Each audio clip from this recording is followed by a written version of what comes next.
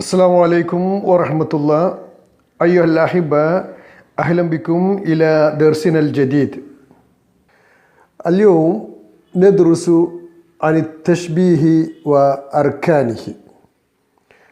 പ്രിയപ്പെട്ട കൂട്ടുകാരെ, ഇന്ന് നമ്മുടെ പാഠപുസ്തകത്തിലെ 52ാമത്തെ പേജിൽ കൊടുത്തിരിക്കുന്ന തശ്ബീഹിനെ കുറിച്ച് പഠിക്കാനാണ് ഉദ്ദേശിക്കുന്നത്.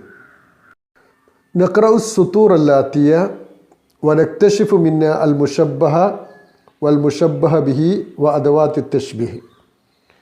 أنت كالبدر في رفعة وضياء. അവിടെ ഒരു വരി കൊടുത്തിട്ടുണ്ട്. ആ വരി വായിച്ച് نقرأ السطور اللاتية താഴെ കൊടുത്ത വരി വായിച്ചിട്ട് ونكتشف منها المشبه والمشبه به وأدوات التشبيه. അതിൽ നിന്ന് മുഷബ്ബഹ് ബിഹി, അദവാത്തു തശ്ബീഹ് എന്നിവ കണ്ടെത്താനാണ്. നമുക്ക് പഠിക്കാനുള്ളത് തശ്ബീഹ് എന്നതിനെ കുറിച്ചാണ്. തശ്ബീഹ് എന്നാൽ ഉപമാലങ്കാരം. തശ്ബീഹ് ഉപമാലങ്കാരം. ഒരു വസ്തുവിനെ ഒന്നിനെ മറ്റൊന്നിനോട് ഉപമിക്കുക, അതിനാണ് തശ്ബീഹ് എന്ന് പറയുന്നത്, ഉപമാലങ്കാരം. നമുക്കൊരു ഉദാഹരണം ശ്രദ്ധിക്കാം. കൊടുത്തിരിക്കുന്ന ഉദാഹരണം അൽ ഇൽമു കന്നൂരി ഫിൽ ഹിദായ. അൽ ഇൽമു കന്നൂരി ഫിൽ ഹിദായ എന്താ അർത്ഥം? അൽ ഇൽം അറിവ്, കന്നൂർ പ്രകാശം പോലെയാണ്.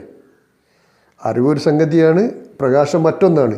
പക്ഷേ അറിവിനെ പ്രകാശത്തോട് ഉപമിക്കുകയാണ്. അറിവ് പ്രകാശം പോലെയാണ്. ഏത് കാര്യത്തിൽ? ഫിൽ ഹിദായ, ആളുകൾക്ക് വഴി കാണിക്കുന്ന കാര്യത്തിൽ,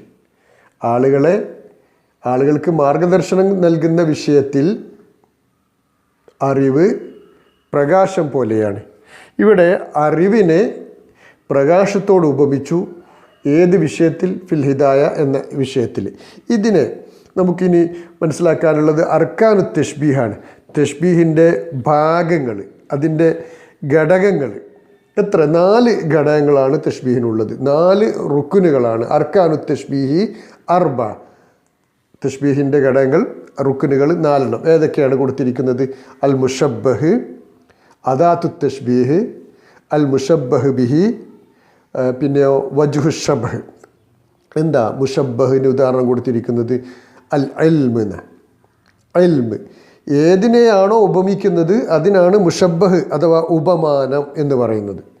ഈ ഉദാഹരണത്തിൽ ഇൽമിനെയാണ് ഉപമിക്കുന്നത്, മുഷബ്ബഹ്. ഇനിയോ ഏതിനോടാണ് ഉപമിക്കുന്നത്? നൂറിനോടാണ്, പ്രകാശത്തോടാണ്. അത് മുഷബ്ബഹ് ബിഹി. ഏതിനോടാണോ ഉപമിക്കുന്നത് ആ വസ്തുവിന് മുഷബ്ബഹ് ബിഹി എന്നാണ് പറയുക, അഥവാ ഉപമേയം. മുഷബ്ബഹ് ഉപമാനം, മുഷബ്ബഹ് ബിഹി ഉപമേയം. ഇനി ഈ മുഷബ്ബഹും മുഷബ്ബഹ് ബിഹിയും തമ്മിൽ ചേർക്കുന്ന ഒരു പദം വന്നിട്ട്, ഒരു അക്ഷരം വന്നിട്ട് ക പോലെ എന്നർത്ഥത്തിന്, അല്ലെങ്കിൽ മിഥില എന്നൊക്കെ ഉപയോഗിക്കുന്നത്. ഈ അൽ ഇൽമു കന്നൂരി, ഇൽമിൻ്റെയും നൂറിൻ്റെയും ഇടയിൽ ഒരു അക്ഷരമുണ്ട്, ക എന്നൊരക്ഷരം. അതിന് പറയുന്ന പേരാണ് അദാത്തു തശ്ബീഹ്, ഉപമാവാക്യം.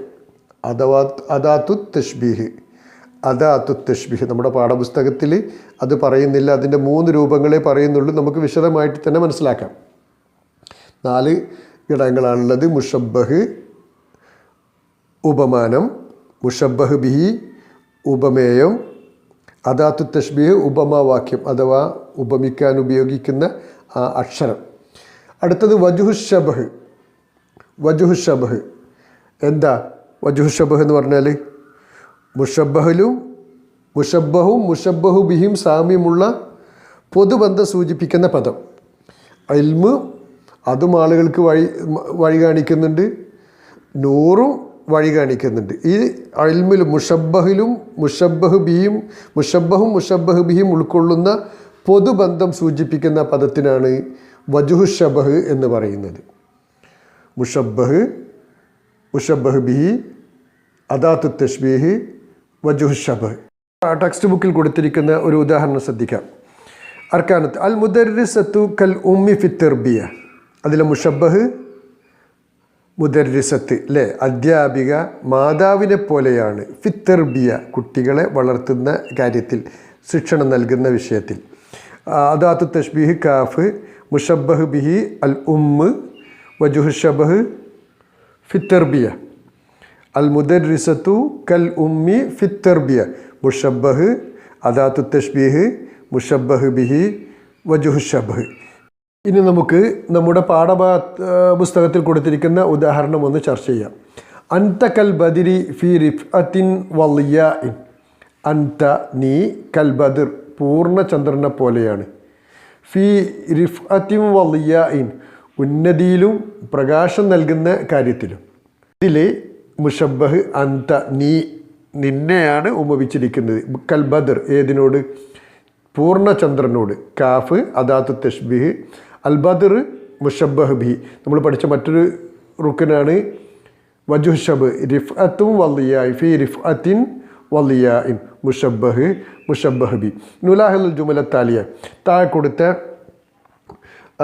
ജുംലകൾ ശ്രദ്ധിച്ച് അതിലെ മുഷബ്ബഹ്, മുഷബ്ബഹ് ബിഹി, അദാത്തു തഷ്ബീഹ് ഏതാണെന്ന് കണ്ടെത്തി എഴുതുക. അന്നാസു കൽ മുഷ്തി ഫിൽ ഇസ്തിവാ. സമത്വത്തിൻ്റെ കാര്യത്തിൽ, സമത്വത്തിൽ ആളുകൾ ചീർപ്പിലെ പല്ല് പോലെയാണ്, ചീർപ്പ് പോലെയാണ്.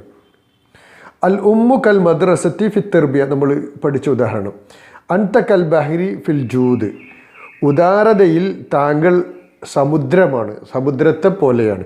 ഇതിലെ മുഷബ്ബഹ്, മുഷബ്ബഹ് ബിഹി, അദാത്തു തഷ്ബീഹ്, വജുഹ് ഷബഹ് ഏതാണെന്ന് കണ്ടെത്തി എഴുതുക. അതുപോലെ നുറാജുൽ മല്ലൂമ തുമ്മ നക്തഷിഫ് സുത്തൂറ കമാഫിൽ മിതാലി സാബിഖ്. നമ്മൾ പഠിച്ച അൽ ബദ്റുൽ മുനീർ എന്ന പദ്യം വായിച്ച് അതിൽ കൊടുത്തിരിക്കുന്ന തഷ്ബീഹുകൾ കണ്ടെത്തി പട്ടികപ്പെടുത്തുക, മാറ്റി എഴുതുക. പിന്നെ നുലാഹുൽ കലിമാത്തുൽ മുസത്തറ വനക്തഷിഫുൽ ജുമൽ മുമാസില മിനന്നസ്.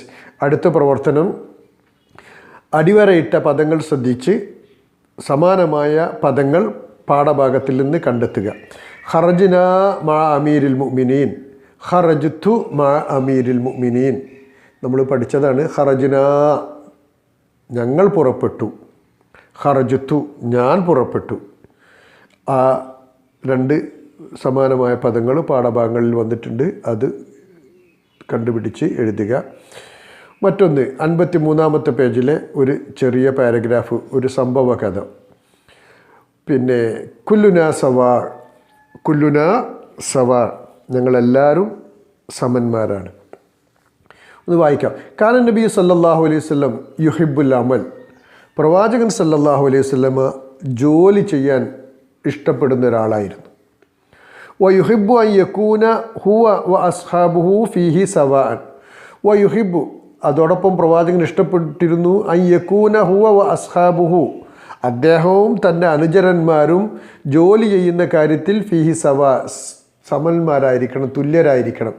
ജോലി ചെയ്യുന്ന വിഷയത്തിൽ ഞാനും അനുചരന്മാരും ഒരുപോലെയാവണം എന്നും പ്രവാചകന് താല്പര്യമുണ്ടായിരുന്നു, ഇഷ്ടമുണ്ടായിരുന്നു.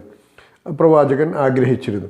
കാൻ നബി സല്ലല്ലാഹു അലൈഹി വസല്ലം ഫി സഫർ. അങ്ങനെ പ്രവാചകൻ ഒരു യാത്രയിലായിരുന്നു. വക്കാന മാഹു ബാദു അസ്ഹാബിഹി.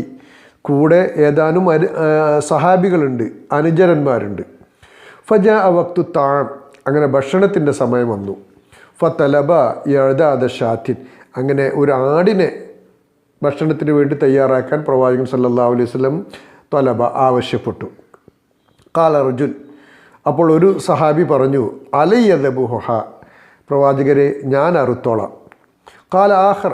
അപ്പോൾ മറ്റൊരു സഹാബി പറഞ്ഞു, അലയ്യസൽ ഹുഹ, അലയ്യസൽ ഹുഹ, അതിനെ തൊലിയുരിഞ്ഞ് മാംസമാക്കുന്നത് ഞാൻ ഏറ്റു. ഖാല റജുലുൻ സാലിസ്. മൂന്നാമത്തെ വ്യക്തി പറഞ്ഞു, അലയ്യ തബുഹുഹ, അലയ്യ തബുഹുഹ, ഞാൻ പാകം ചെയ്യാം. ഫഖാല സല്ലല്ലാഹു അലൈഹി വസല്ലം. അപ്പോൾ പ്രവാചകൻ പറഞ്ഞു, വ അലയ്യ ജംഉൽ ഹത്തബ്, ഞാൻ വിറക് ശേഖരിച്ചോളാം. ഫഖാലു. അപ്പോൾ അവർ പറഞ്ഞു, യാ റസൂലല്ലാഹ് നക്ഫീക്കൽ അമൽ, അല്ലയോ പ്രവാചകരെ, നക്ഫീക്കൽ അമൽ, ഞങ്ങൾ ചെയ്തോളാം, താങ്കൾ ജോലി ചെയ്യേണ്ടതില്ല. നക്ഫീക്കൽ അമൽ. ഫഖാല.